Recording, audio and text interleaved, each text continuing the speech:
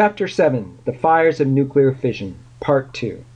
In this lecture, we're going to look more at what is radioactivity and discuss how radioactivity could affect you. First, let's talk a little about natural radiation.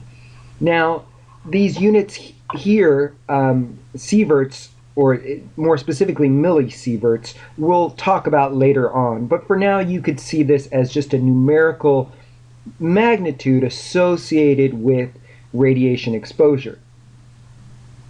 So a 7-hour airplane flight would give you a radiation exposure of 0.05 millisieverts, while a chest x-ray would give you 0.04. So a chest x-ray is about equivalent to a 7-hour flight. The net total for a domestic airline pilot is somewhere around 2 millisieverts a year. We actually have radionucleotides in our body, the most common being potassium, and that actually gains us an exposure of 0.26 millisieverts a year. There's radiation from the sun that gives us about 1 millisieverts per year. And then there's also inhaled radionucleotides, 0.01 millisieverts per year, from natural deposits of radiation. We can get about 0.26 millisieverts per year, which can be greater depending on the amount of radon in your home. That can be significantly larger. There are also cosmic generated radioactive particles, and some of those make it through our atmosphere, and we get 0.28 millisieverts a year from those. In space, without projection of the atmosphere, there is the radiation exposure of about 27 millisieverts per year if you were in a space station. So you get much more radiation in a space station than you do on planet Earth. So an example of radiation dosage, just to give you an idea, due to the potassium content of bananas, you can get 0.1 microsievert. So remember, a micro unit is 100 times less than a milli unit. So just a super, super tiny amount from eating a banana. And then there's just a very small amount natural radiation in the human body. And that compared to a dental x-ray, which is 5 microsieverts or 0.05 millisieverts. You can see that this is much more. The extra dose per day in a town near the Fukushima plant, the recent nuclear accident, that's quite significant. 3.5 microsieverts. It's almost like having an x-ray, dental x-ray, every other day. So I don't think I'd want to live in this particular town. I imagine there's no longer large population densities in these towns. Most people have probably moved out of those areas. This pie chart shows the various radiation exposures that most people would have in the United States.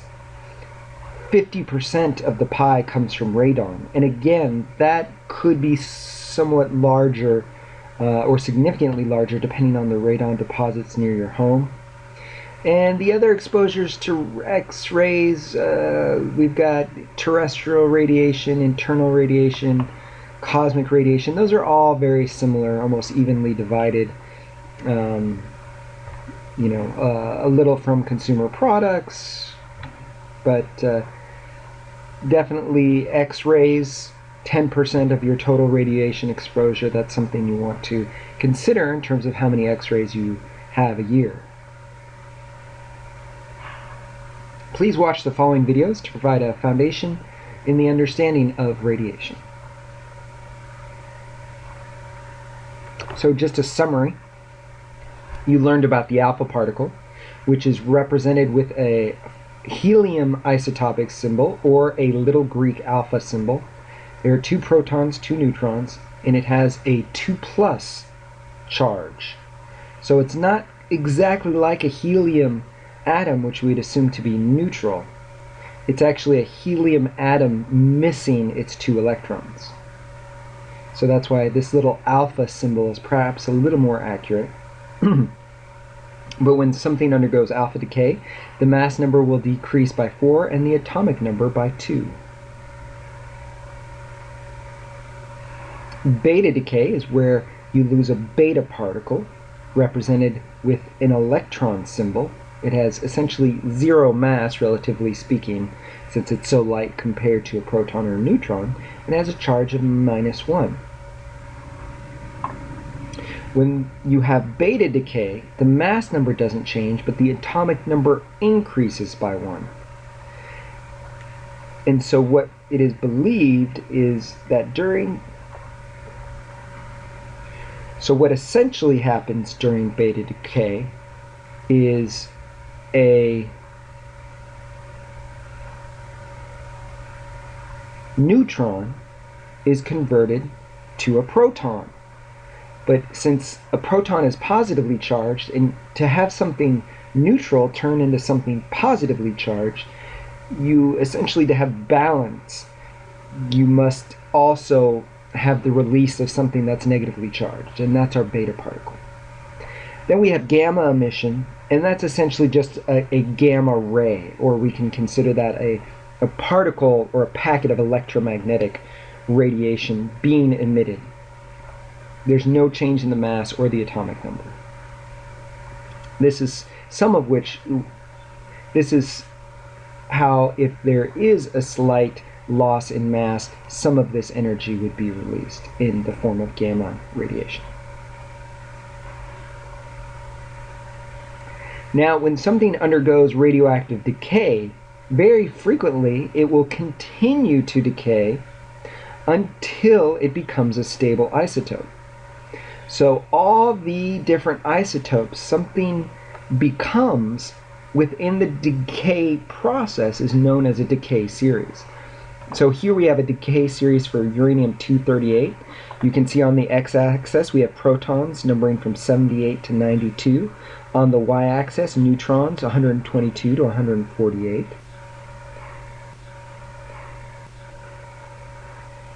Initially, uranium undergoes beta decay to become thorium-234. And then thorium undergoes a series of decay to become uranium-234, one of which would be beta decay. And so on and so forth. It keeps decaying and decaying and decaying and decaying, undergoing different types of decay, until you reach lead-206. Lead being a relatively stable isotope. It still can undergo decay, but this form of lead-206 is relatively stable. So, and also, you also want to notice here that alpha decay is the left arrow, the red arrow, and beta decay is the right blue arrow. Anything with an atomic number 84 or higher are radioactive to some degree, some more so than others. But there's something fundamental about very large nuclei that make them somewhat unstable. Thinker Buddy. Strontium-90 is a radioactive fission product that contaminated milk in parts of Eastern Europe for some time after the accident at Chernobyl. This radioisotope is one of the products formed if a neutron bombards a uranium-235 nucleus. 3 other neutrons are produced as well as another element. What is that element? A. Antimony with the symbol Sb. B. Plutonium with the symbol Pu. C. Thorium with the symbol Th. Or D. Xenon with the symbol Xe. You may need your periodic table to answer this question.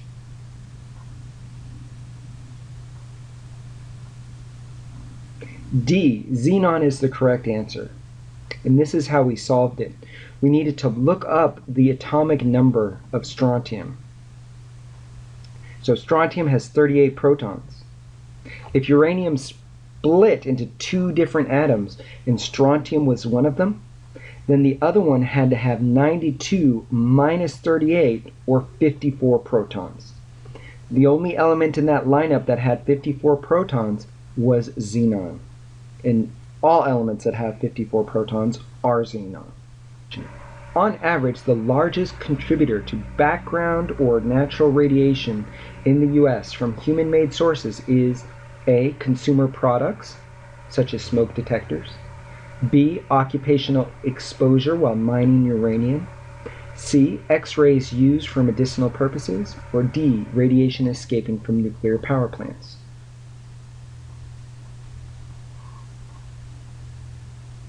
C is correct. X-rays are one of the largest contributors to our natural or background radiation sources. Perhaps natural is not the best word. But consumer products, very little, maybe 3%.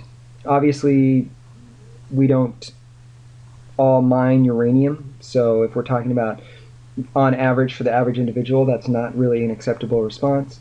And D, radiation escaping from nuclear power plants. Yes, if you're living near the zone of a nuclear accident, perhaps there would be more radiation, but if you're near a nuclear power plant that's running efficiently and safely, the exposure to radiation is essentially very little compared to what you would get for X-rays from medicinal purposes or even from natural sources like cosmic rays that penetrate the atmosphere. So ionizing radiation is radiation that has a certain energy associated with it. So you see here the frequency as well as the wavelengths. So it's electromagnetic radiation with very short wavelengths that's high enough in energy to actually knock electrons off or ionize molecules. So that's X-rays and gamma rays. Like we mentioned in previous lectures, those are our very high energy electromagnetic radiation. And if we're talking about radioactivity, we usually refer to those as ionizing radiation. Alpha and beta particles, as well as gamma and X-rays, are ionizing radiation. The problem with this type of electromagnetic radiation, or these radioactive particles, they can form highly reactive free radicals with unpaired electrons. So if you have a water molecule and you knock off an electron, all of a sudden you've got this unpaired electron, which is very unstable. Rapidly dividing cells in the human body are particularly susceptible to damage by free radicals. So this could cause cancer, which is one of the biggest problems with chronic radiation exposure in particular. Ionizing radiation can also damage healthy cells, and if you have acute radiation exposure, meaning a high dose of radiation in a short period of time, you can get burned. You can have radiation burns, so damage of cells. It can also damage cells internally, and you can get very, very sick. Please take a look at a video on radiation units. So I like this analogy for the units of radioactivity. So first we start with the number of disintegrations per second. How many atoms undergo decay per second? It's like all the apples falling from a tree. But the number of apples that can actually hit the sleeper is compared to the gray, or the absorbed dose. And then the effect on the body is dependent on the size or weight of the apple. That can be compared to the sievert, or the effective dose. So there's many different things that we need to take into account when looking at radioactivity. So again, the becquerel is the SI unit, the System International, the internationally accepted unit, and it's abbreviated BQ, and that is equivalent to 1 disintegration per second. And disintegration per second is often abbreviated DPS. And the Curie is a unit to express very large numbers of disintegrations per second. Instead of having something like 3.7 times 10 to the 10th becquerels, we say, okay, that value is 1 Curie. And the Curie was designed based on the number of disintegrations per second from 1 gram of radium. And of course, after the famous Nobel Prize winning chemist Marie Curie, who won 2 Nobel Prizes for her work. Let's take a look at an example of a decay. What do I mean by a decay? So in this example, we see 1 disintegration. If we only have that 1 decay or that 1 disintegration happen in 1 second, it would be 1 becquerel. So the absorbed dose is the energy imparted by radiation onto absorbing material. So we represent this in the gray.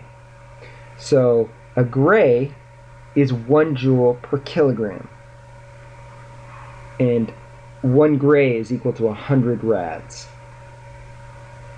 So this is another unit of measurement of energy that can be absorbed. So we want to take that into account along with the dose equivalent.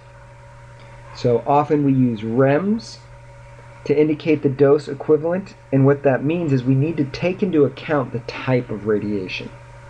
So the rems, how many rems you're exposed to, is the rads, which isn't an internationally accepted unit. The internationally accepted unit is the gray. This would be 0.1 grays times the quality factor. Q equals 1 for beta particles and gamma and X-rays. And it equals 10 for alpha particles. So our sievert then is basically the internationally accepted unit for radiation dosage. Again, rem and rads, that's US units, so you'll see that a lot in the US. That's why I wanted to review it. But really, sievert is how we discuss radiation exposure, take into account the type of radiation and the energy that can be absorbed, all in one nice unit. So this just summarizes the physiological effects. So here's sieverts versus rems. Okay, so the difference is just really the order of magnitude. Small dosage like we would get in background, or aka natural radiation, there's no observable effect. Larger doses, we see a white blood cell count decrease, and then more and more radiation, we see more and more horrific impacts. And of course, if you get a very large amount of radiation in a short period of time, you will die. This ends Chapter 7, Part 2.